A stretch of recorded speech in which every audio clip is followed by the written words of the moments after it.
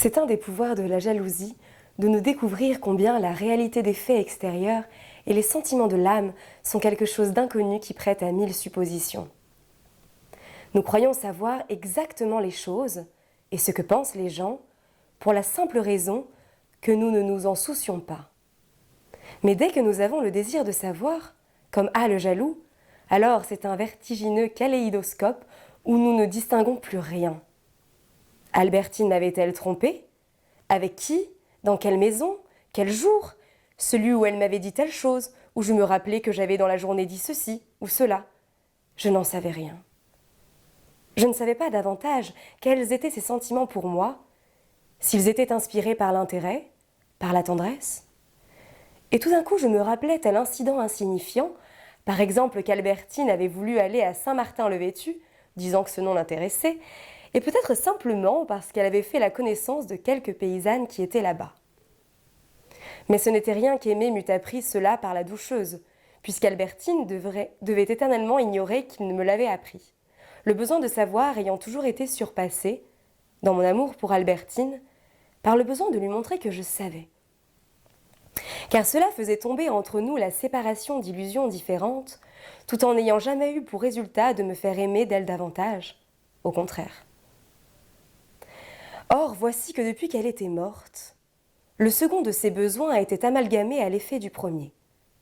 Me représenter l'entretien où j'aurais voulu lui faire part de ce que j'avais appris, aussi vivement que l'entretien où je lui aurais demandé ce que je ne savais pas, c'est-à-dire la voir près de moi, l'entendre me répondant avec bonté, voir ses joues redevenir grosses, ses yeux perdre leur malice et prendre de la tristesse, c'est-à-dire l'aimer encore et oublier la fureur de ma jalousie dans le désespoir de mon isolement.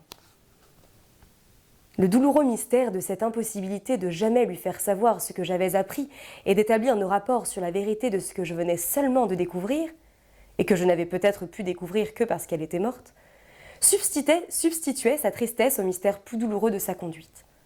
Quoi? Avoir tant désiré qu'Albertine sût que j'avais appris l'histoire de la salle de douche? Albertine qui n'était plus rien? C'était là encore une des conséquences de cette impossibilité où nous sommes, quand nous avons à raisonner sur la mort, de nous représenter autre chose que la vie. Albertine n'était plus rien. Mais pour moi, c'était la personne qui m'avait caché qu'elle eut des rendez-vous avec des femmes à Balbec, qui s'imaginait avoir réussi à me le faire ignorer. Quand nous raisonnons sur ce qui se passera après notre propre mort, n'est-ce pas encore nous vivants que par erreur nous projetons à ce moment-là? Et est-il beaucoup plus ridicule en somme de regretter qu'une femme qui n'est plus rien ignore que nous avons appris ce qu'elle faisait il y a 6 ans, que de désirer que de nous-mêmes qui serons morts, le public parle encore avec faveur dans un siècle? S'il y a plus de fondement réel dans la seconde que dans la première, les regrets de ma jalousie rétrospective n'en procédaient pas moins de la même erreur d'optique que chez les autres hommes le désir de la gloire posthume. Pourtant, cette impression de ce qu'il y avait de solennellement définitif dans ma séparation d'avec Albertine, si elle s'était substituée un moment à l'idée de ses fautes, ne faisait qu'aggraver celle-ci en leur conférant un caractère irrémédiable.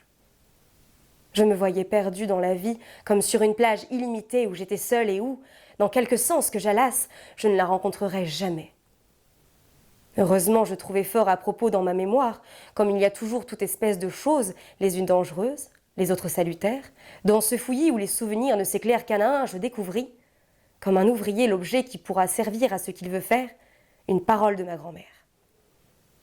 Elle m'avait dit à propos d'une histoire invraisemblable que la doucheuse avait racontée à Madame de Villeparisis.